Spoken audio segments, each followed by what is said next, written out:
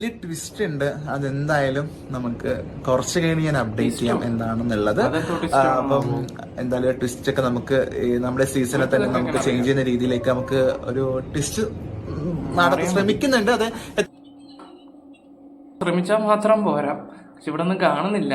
നാദർക്ക് പിന്നെ അറിയാം, big boss ഒരു കഴിഞ്ഞ വട്ടം അവിടെ നിന്ന ഒരാളാണ്. 90 ദിവസത്തോളം നിന്ന ഒരാളാണ് അവിടെ.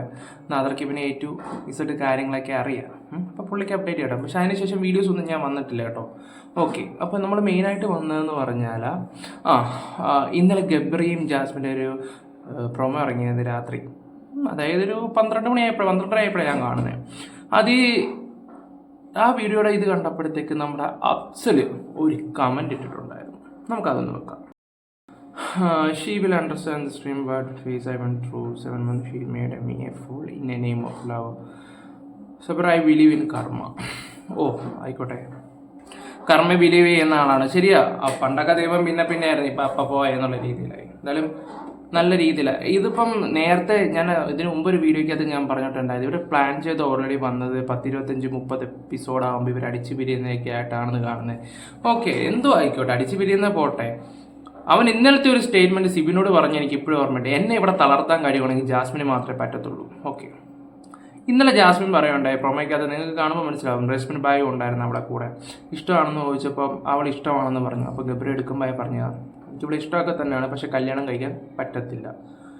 ഞാൻ പറഞ്ഞില്ലേ നേരത്തെ, അവനൊരു സപ്പോർട്ടിന് വേണ്ടി ഒരാൾ മാത്രം ഇവിടെ. ഇനി വേറെ രീതിയിൽ ഇവിടെ പലരും പറയുന്നുണ്ട് അവൻ വേറെ ആവശ്യത്തിന് വേണ്ടി അങ്ങനെയാണ് മറ്റേയാണ് മറിച്ചാണെന്നൊക്കെ പറയും.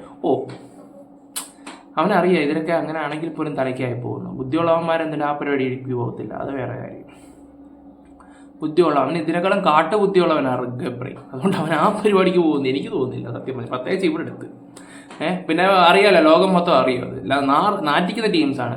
പക്ഷെ ഇവള് കറങ്ങി തിരിഞ്ഞ് ലവൻ്റെ അടുത്ത് പോകണം, അഫ്സലിൻ്റെ അടുത്ത്. അവിടെ അവനെന്തായാലും ഇനി തിരിഞ്ഞ് നോക്കത്തില്ല. അപ്പോൾ ഇവള് പഠിക്കണം, ചെയ്തു പോയതിൻ്റെ എല്ലാം. ഒരു ഗെയിം ആണെങ്കിലും ശരി, എങ്ങനെ ഒരു ഗെയിം കളിക്കേണ്ട രീതിയിൽ കളിക്കണം. അവൾ പഠിക്കണം അതിനെക്കുറിച്ച്. പിന്നെ ഇപ്പോൾ വിഷയം എന്ന് പറഞ്ഞാൽ നമ്മുടെ ജിൻഡോയ്ക്കെതിരെ മോശമായിട്ട് സംസാരിച്ചതിനെ പറ്റി ഇപ്പം ഒരു സംഭവം ഉണ്ടായിരുന്നു. അതിനിപ്പോൾ തന്നെ ഒരു 184 പേരോളം തന്നെ അത് സൈൻ ചെയ്തിട്ടുണ്ട്. കംപ്ലൈൻറ്റ് രജിസ്ട്രേറ്റിൻ്റെ ഒരു സംഭവം ബിഗ് ബോസിൻ്റെ. അതും ജാസ്മിൻ്റെ എത്ര 184ഓളം അതങ്ങനെ അങ്ങ് പോയി. പിന്നെ അത് മാത്രമല്ല, മുൻ കണ്ടസ്റ്റൻ്റായ നിഷാന അവരൊരു വീഡിയോ ക്ലിപ്പ് ഇട്ടിട്ടുണ്ട്. അത് നമുക്ക് ജസ്റ്റ് ഒന്ന് പ്ലേ ചെയ്ത് നോക്കാം. വാക്ക് കൊടുത്ത് വന്നിട്ട് അതിനുശേഷം ഉള്ളിലേക്ക് വരുമ്പോൾ ആ വാക്ക് മാറ്റുന്നത് മനുഷ്യത്വത്തിൽപ്പെട്ടതാണോ ചിന്തിക്കുക. അതേപോലെ ഈ പറഞ്ഞ പോലെ ഒരു പനിഷ്മെന്റ് കൊടുക്കുക, അത് ഹ്യൂമറായിട്ട് കൊടുക്കുക എന്ന് പറയുന്നുണ്ട്. പക്ഷേങ്കിൽ ഹ്യൂമറായിട്ട് കൊടുക്കാൻ പറ്റത്തില്ല. അങ്ങനെ ചെയ്തു കഴിഞ്ഞാൽ അവർ ആ ഇത് തെറ്റ് മറന്നു പോകും.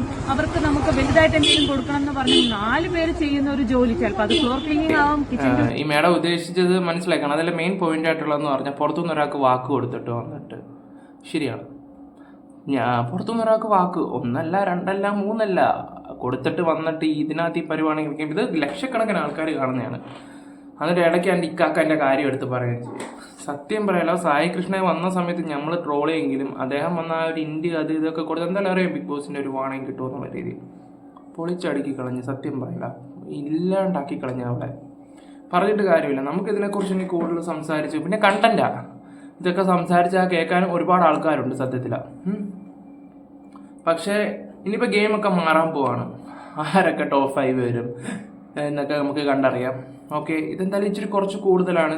എന്തായാലും എന്താ പറയാം, സത്യത്തിൽ ഈ ഒരു സ്ഥാനത്ത് ഒരു അതുപോലെ ചീറ്റ് ചെയ്യുന്നെങ്കിൽ നിങ്ങൾ എന്തൊക്കെ ചെയ്തേനെ, എന്തൊക്കെ പ്രശ്നങ്ങൾ ഉണ്ടാക്കിയതിനെ. കോടതി വരെ നിങ്ങൾ കയറി ഇറക്കി നടത്തത്തില്ലേ. അവസാനം പീഡനക്കാരനെന്നുള്ള പേരും കേക്ക് അവസാനം 3-4 വർഷം 5 വർഷം കേസ് കഴിഞ്ഞ് പുറത്തിറങ്ങുമ്പോൾ നിരപരാധിയാണെന്നിറങ്ങുമ്പോൾ അവൻ്റെ ജീവിതം തന്നെ അതുപോലെ തന്നെ. നിങ്ങൾ ആലോചിക്കണം, തെറ്റ് ചെയ്യുന്ന ആൾക്കാരുണ്ട്, ചെയ്യാത്ത ആൾക്കാരും ഉണ്ട്. പക്ഷേ ഈ പെൺ എന്ന പവർ എന്നൊക്കെ ആണെന്നൊക്കെ പറഞ്ഞിട്ട് ഇങ്ങനെ സംസാരിക്കുമ്പോൾ ഞാൻ എല്ലാവരും ഒന്നും അല്ല പെട്ടതല്ലേ, ഈ ജാസ്മിനെ പോലുള്ള ക്യാരക്ടറുള്ളവരുടെ കാര്യമാണ് ഞാൻ ഈ സംസാരിക്കുന്നത്. ഇതിനെ വേണമെങ്കിൽ എന്നെ തെറി വിളിക്കുക, എന്ത് വേണമെങ്കിലും നിങ്ങൾക്ക് ചെയ്യാം. പക്ഷെ എൻ്റെ ഒരു അഭിപ്രായമാണ് പറയുന്നത്. പക്ഷെ ജാസ്മിൻ നല്ല തിരിച്ചു വരണം. ആ കുട്ടി പോട്ടെ, ഒരു ബ്രേക്കപ്പ് ആയി ഒരാഴ്ചയും കൂടെ കരച്ചിലും പിടിച്ചിലും ആയിക്കോട്ടെ, ജാസ്മിൻ തിരിച്ചു വരട്ടെ. തിരിച്ചു വന്നിട്ടൊരു നല്ലൊരു ഇതായിട്ട് പോയാൽ ഏറ്റവും കൂടുതൽ സപ്പോർട്ട് ചെയ്യുന്നത് ഞങ്ങളൊക്കെ തന്നെ ആയിരിക്കും. വേണം എന്തായാലും ഈ ഷോയിൽ വന്ന ആ കുട്ടി ഒരുപാട് നെഗറ്റീവായിട്ടുണ്ട്. പക്ഷേ ബിഗ് ബോസ് സപ്പോർട്ട് ചെയ്യും, പോസിറ്റീവായിട്ട് അതിനെ തിരിച്ച് വിടാൻ മാക്സിമം ശ്രമിക്കുക. അതുകൊണ്ട് 100 ദിവസം ജാസ്മിൻ ഇവിടെ കാണും, എന്തായാലും കണ്ടറിയാം. പക്ഷെ ഇവിടെ ബലിയാടാവാൻ പോകുന്ന ഒറ്റ ഒരാളാണ് ഈ ഷോയിൽ. എനിക്ക് തോന്നുന്നുണ്ട് ഒരു 90 ദിവസം 80 ദിവസമൊക്കെ ആകുമ്പോൾ ജിൻഡോനെ പുറത്താക്കുവരെങ്ങനെയെങ്കിലും. എനിക്ക് എൻ്റെ മനസ്സ് പറയുന്ന കാര്യം പറയുന്നത്, അതങ്ങനെ നടക്കുമായിരിക്കും എന്നാണ് തോന്നുന്നത്. Okay, by.